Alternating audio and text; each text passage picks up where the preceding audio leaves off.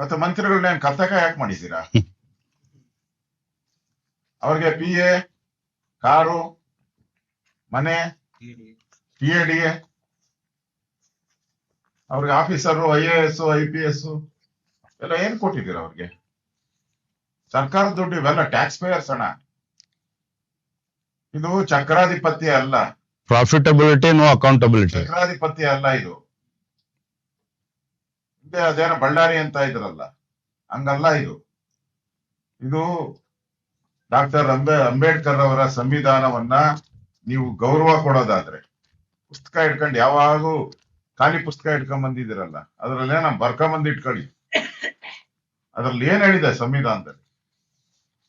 Cabinet ಅಂದ್ರೆ ಏನು, ಕ್ಯಾಬಿನೆಟ್ಟಿನ ಮಂತ್ರಿಗಳಿಗೆ ಏನ್ ಪವರ್ಸ್ ಇರ್ತದೆ, ಮುಖ್ಯಮಂತ್ರಿಗಳಿಗೆ ಏನ್ ಪವರ್ಸ್ ಇರುತ್ತೆ.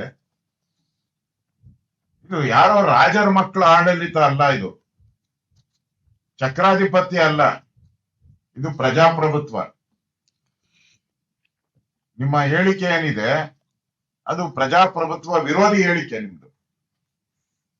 ಅಂದ್ರೆ ಅವ್ರನ್ನೆಲ್ಲ ಅಸೆಂಬ್ಲಿಯಿಂದ ಆಚೆ ಹಾಕಿ, ಅವ್ರನ್ನೆಲ್ಲರೂ ಅಧಿವೇಶನದಿಂದ ಆಚೆ ಹಾಕಿ, ಅವ್ರನ್ನೆಲ್ಲರೂ ಕೆಲಸ ಇಲ್ಲ ಅಂದ್ರೆ ಅವ್ರಿಗೆ ಅಧಿವೇಶನದಿಂದ ಆಚೆ ಹಾಕಿ ಅವ್ರಿಗೆ. ಇದು DK ಶಿವಕುಮಾರ್ ಅವರ ಆಡಳಿತ ಹೆಂಗೆ ಅನ್ನೋದನ್ನ ಸ್ಯಾಂಪಲ್ ಅಷ್ಟೇ ಇದು. ಹಿಂದೆ ಅವರು ಹೇಳಿದಾರಲ್ಲ, ಗೂಂಡಾಗಿರಿ ಸರ್ಕಾರ ಅಂತ ನಾನೇ ಹೇಳಿದ್ದೀನಿ. ಇದು ಒಂಥರ ಗೂಂಡಾಗಿರಿ ಸರ್ಕಾರ ಇದು. ಇದು ಬಹಳ ದಿನ ನಡೆಯಲ್ಲ. ಸರ್, ಈಗ ನಿನ್ನೆ JDS ಪಾದಯಾತ್ರೆ ಆಗಿದೆ, ನಿನ್ನೆ ಮೊನ್ನೆ ನೀವು ಹೋಗಿದ್ರಿ, ಬಟ್ ವಿಜೇಂದ್ರ ಅವರಲ್ಲಿ ಹೋಗಿಲ್ಲ ಅನ್ನೋದು ಬಹಳ ದೊಡ್ಡ ಚರ್ಚೆ ಆಗ್ತಾ ಇದೆ. ನೋಡಿ,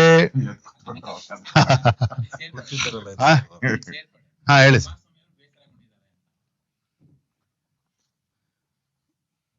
JDS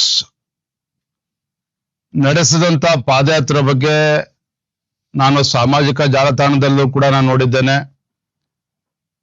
ಪತ್ರಿಕೆಗಳಲ್ಲಿ, ದೃಶ್ಯ ಮಾಧ್ಯಮಗಳಲ್ಲೂ ಕೂಡ ನಾನು ನೋಡಿದ್ದೇನೆ. ನಾನು ಮತ್ತೆ ನಮ್ಮ ಶಿವಮೊಗ್ಗ ಜಿಲ್ಲೆಯ ಉಸ್ತುವಾರಿ ಸಚಿವರು ನಡುವೆ ನಡೆದಂತ ಮಾತುಗಳು, ಚರ್ಚೆಗಳು ಏನು ಬಿತ್ತರಾಗಿದೆ ಅದ್ರ ಬಗ್ಗೆನೂ ಕೂಡ ನಾನು ಗಮನಿಸಿದ್ದೇನೆ. ಸ್ಪಷ್ಟವಾಗಿ ಹೇಳ್ತೇನೆ, ಬಿಡದಿ ವಿಚಾರದಲ್ಲಿ ಏನು ಕಾಂಗ್ರೆಸ್ ಸರ್ಕಾರ ಒತ್ತಾಯ ಪೂರ್ವಕವಾಗಿ ರೈತರ ಜಮೀನನ್ನ ಕಸ್ಕೊಳ್ತಕ್ಕಂತ ಕೆಲಸ ಏನು ಮಾಡ್ತಾ ಇದೆ, ಮುಖ್ಯಮಂತ್ರಿಗಳು DK ಶಿವಕುಮಾರ್ ಅವರು ಸಾತ್ರಲ್ಲಿ ಹೇಳಿಕೆನ ಕೊಡ್ತಾರೆ. ಅವರ ಸ್ವಕ್ಷೇತ್ರದಲ್ಲಿ ಯಾವುದೇ ಕಾರಣಕ್ಕೂ ರೈತರು 1 ಇಂಚು ಜಮೀನನ್ನು ಕೂಡ ನೀವು ಮಾರಬೇಡಿ, ಮುಂದೆ ಚಿನ್ನದ ಬೆಲೆ ಬರ್ತದೆ ಅಂತೇಳಿ ಮುಖ್ಯಮಂತ್ರಿಗಳಲ್ಲಿ ಹೇಳಿಕೆನ ಕೊಡ್ತಾರೆ. ಆದ್ರೆ ಅದೇ ಬಿಡದಿನಲ್ಲಿ ರೈತರ ಜಮೀನನ್ನ ಕಿತ್ಕೊಳ್ತಕ್ಕಂಥ ಕೆಲಸವನ್ನ ರಾಜ್ಯ ಸರ್ಕಾರ ಮುಖ್ಯಮಂತ್ರಿಗಳ ಕುಮ್ಮಕ್ಕಳಿಂದಲೇ ಆಗ್ತಾ ಇರುವಂತದ್ದು. ಮೊನ್ನೆ ಫುಲ್ ಪೇಜ್ ಅಡ್ವರ್ಟೈಸ್ಮೆಂಟ್ ಜಾಹೀರಾತನ್ನು ಕೂಡ ನಾನು ನೋಡ್ತಾ ಇದ್ದೆ. ನೊಂದ ರೈತರಿಂದ ಬಂದಂತ ಜಾಹೀರಾತನ್ನ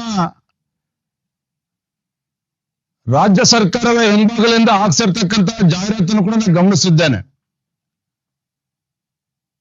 ಸೊ ರೈತರು ಬಿಡದಿ ವಿಚಾರದಲ್ಲಿ ನೂರಾರು ದಿನಗಳಿಂದ ಏನೋ ಹೋರಾಟ ನಡೆಸ್ತಾ ಇದ್ರು. JDS ಕೂಡ ರೈತರ ಪರವಾಗಿ ಬಲವಾಗಿ ಹೋರಾಟವನ್ನು ಮಾಡಿದ್ದಾರೆ. ಭಾರತೀಯ ಜನತಾ ಪಾರ್ಟಿ ನಾವು ಕೂಡ ಇಲ್ಲಿ ಸ್ಥಳ ವೀಕ್ಷಣೆಯನ್ನು ಮಾಡಿದ್ವಿ, ರೈತರನ್ನು ಕೂಡ ಭೇಟಿ ಮಾಡಿದ್ವಿ, ಇಲ್ಲಿ ಫ್ರೀಡಂ ಪಾರ್ಕ್ ಹೋರಾಟವನ್ನು ಕೂಡ ನಾವು ಮಾಡಿದ್ದೇವೆ. ಬಹಳ ಇಂಪಾರ್ಟೆಂಟ್ ಅಂತ ಹೇಳಿದ್ರೆ, ಮಹತ್ವದ ವಿಚಾರ ಅಂತ ಹೇಳಿದ್ರೆ, ಏನು ನಾವಿಲ್ಲಿ ಫ್ರೀಡಂ ಪಾರ್ಕ್ ನಲ್ಲಿ ನಾವು ಪ್ರತಿಭಟನೆ ಮಾಡ್ತಾ ಇದ್ವಿ. ಪ್ರತಿಭಟನೆ ನಡೀತಾ ಇದ್ದಂತ ಸಂದರ್ಭದಲ್ಲಿ ನಮ್ಮ ಪಕ್ಷದ ಹಿರಿಯ ಶಾಸಕರುಗಳು, ಮಾಜಿ ಸಚಿವರುಗಳು, ಇಲ್ಲ ನಾವು ಇದನ್ನ ಪಾದಯಾತ್ರೆ ಮಾಡಬೇಕು, ರೈತರಿಗೆ ನ್ಯಾಯ ಕೊಡಿಸ್ಬೇಕು ಅಂತೇಳಿ ಅಭಿಪ್ರಾಯ ಪಟ್ಟಂತ ಸಂದರ್ಭದಲ್ಲಿ ನಾನು, ಮಾನ್ಯ ಆರ್ ಅಶೋಕ್ ಅವರು, ಚಲವಾದಿ ನಾರಾಯಣ ಸ್ವಾಮಿ ಅವರು ಅದೇ ವೇದಿಕೆಯಲ್ಲಿ ಚರ್ಚೆ ಮಾಡಿ ನಾವು ಪಾದಯಾತ್ರೆ ಮಾಡ್ತೇವೆ, ಹೋರಾಟನ ಮುಂದುವರಿಸ್ತೇವೆ ಅನ್ನೋ ಮಾತನ್ನು ಕೂಡ ನಾವು ಘೋಷಣೆ ಮಾಡಿದ್ವಿ. ದಿನಾಂಕವನ್ನ ಯಾಕೆ ಘೋಷಣೆ ಮಾಡಿಲ್ಲ ಅಂತ ಹೇಳಿದ್ರೆ, JDS ಜೊತೆಲಿ, ಕುಮಾರಸ್ವಾಮಿ ಅವ್ರ ಜೊತೆಲಿ, ಮುಖಂಡರ ಜೊತೆಲಿ ಮಾತನಾಡಿ ಆಮೇಲೆ ದಿನಾಂಕವನ್ನ ಘೋಷಣೆ ಮಾಡಬೇಕು ಅಂತೇಳಿ ಅದನ್ನ ದಿನಾಂಕವನ್ನ ಘೋಷಣೆ ಮಾಡಲಿಲ್ಲ. ಅದ್ರಲ್ಲಿ ನಾ ಹೇಳ್ಬೇಕು ಬೇಡ ಗೊತ್ತಿಲ್ಲ. ಆದ ನಂತರದಲ್ಲಿ ಮಾಜಿ ಪ್ರಧಾನಮಂತ್ರಿಗಳ ಧರ್ಮಪತ್ನಿ ಚೆನ್ನಮ್ಮ ಅವರು ಆ ಘಟನೆ ಆದಾಗ ಸೊ ಕಾರ್ಯಗಳೆಲ್ಲ ಮುಗಿಲಿ, ಆಮೇಲೆ ದಿನಾಂಕ ಚರ್ಚೆ ಮಾಡಿ ದಿನಾಂಕ ನಿಗದಿ ಮಾಡ್ಬೇಕು ಅಂತ ನಾವು ತೀರ್ಮಾನ ಮಾಡಿದ್ವಿ. ಇದು ವಾಸ್ತವಿಕ ಸತ್ಯ. ಮತ್ತೆ ಮಾನ್ಯ ಕುಮಾರಸ್ವಾಮಿ ಅವರು, ಎಚ್ ಡಿ ಕುಮಾರಸ್ವಾಮಿ ಅವರು, ನಮ್ಮ ಕೇಂದ್ರದ ಸಚಿವರು ನನಗೆ ದೂರವಾಣಿ ಕರೆ ಮಾಡಿದ್ರು.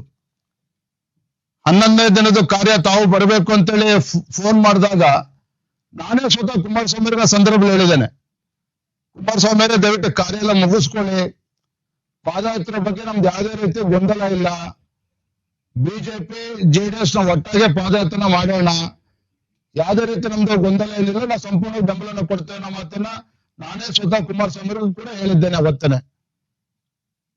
ಆದ್ರೆ ಕಾರ್ಯ ಮುಗಿದ ಒಂದು ದಿನ ಆದ್ಮೇಲೆ ನಿಖಿಲ್ ಕುಮಾರಸ್ವಾಮಿ ಅವರು ದಿನಾಂಕವನ್ನು ಕೂಡ ಘೋಷಣೆ ಮಾಡಿದ್ರು. ತಮ್ಮ ನೇತೃತ್ವದಲ್ಲಿ 3 ದಿನಗಳ ಪಾದಯಾತ್ರೆ ಅಂತೇಳಿ ಘೋಷಣೆ ಮಾಡಿದ್ರು. ಅದಕ್ಕೂ ನಮ್ದೇನು ತಕ್ಕಾಗಿರ್ಲಿಲ್ಲ.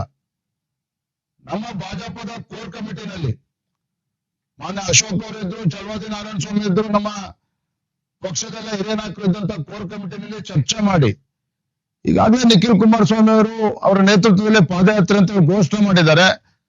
ನಾವು ಸಾಂಕೇತಿಕವಾಗಿ ಇದಕ್ಕೆ ಬೆಂಬಲವನ್ನು ಕೊಡೋಣ, ಸದನದ ಒಳಗಡೆ ನಾವು ಹೋರಾಟ ಮಾಡೋಣ, ಬಿಜೆಪಿ ಜೆಡಿಎಸ್ ಒಟ್ಟಿಗೆ ಅನ್ನೋ ನಿರ್ಧಾರವನ್ನ ಕೋರ್ ಕಮಿಟಿ ನಾವು ತೆಗೆದುಕೊಂಡಿದ್ದೇವೆ.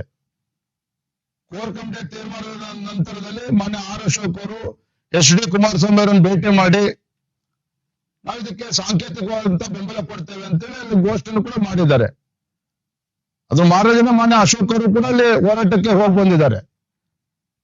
ನಾನು ಹೋಗದಿರೋ ಕಾರಣ ಬೇರೆ ರಾಜಕೀಯ ಕಾರಣನಲ್ಲ ಅಥವಾ ಅವ್ರಿಗೆ ಬೆಂಬಲ ಕೊಡಬಾರ್ದು ಅಂತಲ್ಲ. ಒಂದ್ಸಲ ಪಕ್ಷ ಕೋರ್ ಕಮಿಟಿನಲ್ಲಿ ಅಧಿಕೃತವಾಗಿ ಒಂದು ನಿರ್ಣಯ ಮಾಡಿದ್ಮೇಲೆ, ಸಾಂಕೇತಿಕವಾಗಿ ನಾವು ಬೆಂಬಲ ಕೊಡಬೇಕು ಅಂತ ನಿರ್ಧಾರ ಮಾಡಿದ್ಮೇಲೆ ಅಶೋಕ್ ಅವರು ಕೂಡ ಹೋಗಿರುವಂತದ್ದು. ನಾನು ಪೂರ್ವ ನಿಯೋಜಿತ ಕಾರ್ಯಕ್ರಮ ನಮ್ಮ ಶಿಕಾರಿಪುರದಲ್ಲಿ ಅವರುಗಳ ಜಲಾಶಯದಲ್ಲಿ ಅವತ್ತು ಬಾಗಿಣ ಅರ್ಪಿಸಲೇಬೇಕಾದಂತ ಕಾರ್ಯಕ್ರಮ ಮತ್ತೆ ಉಸ್ತುವಾರಿ ಸಚಿವರು ಬರದ ವಿಚಾರದಲ್ಲಿ ಅವ್ರ ಭೇಟಿನೂ ಕೂಡ ಇತ್ತು. ಹಾಗಾಗಿ ಅನಿವಾರ್ಯವಾಗಿ ನಾವು ಹೋಗೋದಕ್ಕೆ ಸಾಧ್ಯ ಆಗ್ಲಿಲ್ಲ. ಅದು ಬಿಟ್ರೆ ಬೇರೆ ಏನೂ ಕಾರಣ ಇಲ್ಲ. Let me complete. ಅದಾದ್ಮೇಲೆ ಮಧು ಬಂಗಾರಪ್ಪನವರು ಶಿವಮೊಗ್ಗ ಜಿಲ್ಲೆ ಉಸ್ತುವಾರಿ ಸಚಿವರು ನನ್ನ ಮಧ್ಯೆ ಆದಂತ ಚರ್ಚೆಗಳು, ಅದನ್ನ ಮಾಧ್ಯಮದವರು ಕೂಡ ಇದಾಗಿಲ್ಲ. ಮಧು ಬಂಗಾರಪ್ಪನವರು ಅತ್ತೇನು ಮಾಧ್ಯಮದ ಮುಂದೆ ಬಂದಿದೆ ವಿಚಾರ, ನಾನೇನ್ ಯಾವ್ದು ಉಲ್ಟಾ ಸೀದಾ ಮಾತಾಡಿಲ್ಲ, ನೇರವಾಗಿ ಹೇಳಿದ್ದೇನೆ.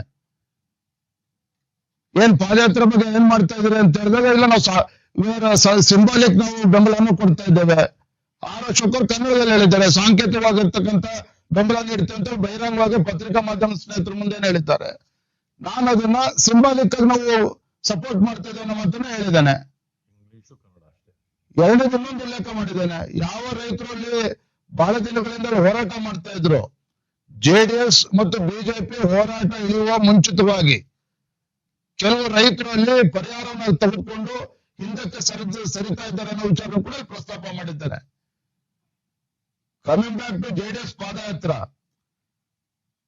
ಕೋರ್ ಕಮಿಟಿ ಆಗಲಿ, ಅಶೋಕ್ ಅವರಾಗ್ಲಿ, ನಾನಾಗ್ಲಿ ಸಾಂಕೇತಿಕವಾಗಿ ಬೆಂಬಲ ಕೊಡ್ತಾ ಇದ್ದೇವೆ, ಸಿಂಬಾಲಿಕ್ ಆಗಿ ನಾವು ಬೆಂಬಲ ಕೊಡ್ತಾ ಇದ್ದೇವೆ ಅಂತ ಹೇಳಿದ್ರೆ ಜೆಡಿಎಸ್ ಹೋರಾಟಕ್ಕೆ ಸಾಂಕೇತಿಕವಾಗಿ ಬೆಂಬಲ ಕೊಡ್ತಾ ಇದ್ದೇವೆ ಅನ್ನುವ ಅರ್ಥ ವಿನಃ ಹೋರಾಟಕ್ಕೆ ಸಾಂಕೇತಿಕ ಅಂತಲ್ಲ.